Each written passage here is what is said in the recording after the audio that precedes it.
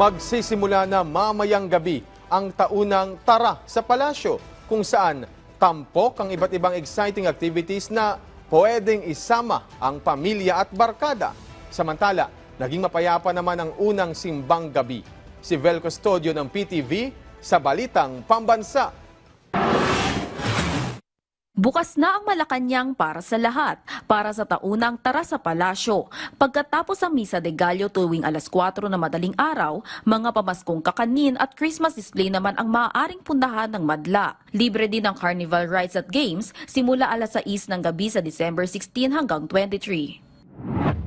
Samantala, umabot hanggang labas ang dami ng mga nagsimba sa Santo Domingo Parish sa Quezon City. Tradisyon na raw na pamilya ni Tatay Bugoy ang magsimba tuwing Misa de Gallo.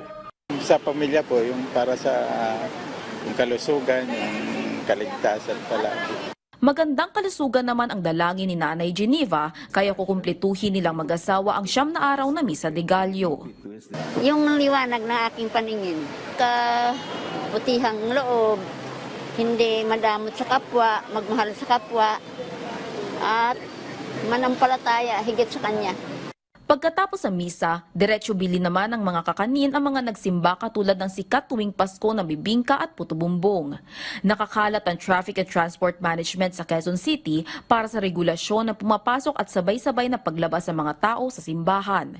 Naging maayos at payapa ang pagdiriwang ng unang araw ng Misa de Gallo sa Santo Domingo Parish. Alinsunod naman sa Ligtas Paskuhan 2024, nakikipagtulungan ng Philippine National Police sa mga local government units, simbahan at iba pang madalas na dinarayo ng mga tao para sa karagdagang seguridad. Sinuspindi na rin ang vacation leaves ng PNP simula kahapon para sa mas maigting na aksyon ng mga pulis ngayong holiday season.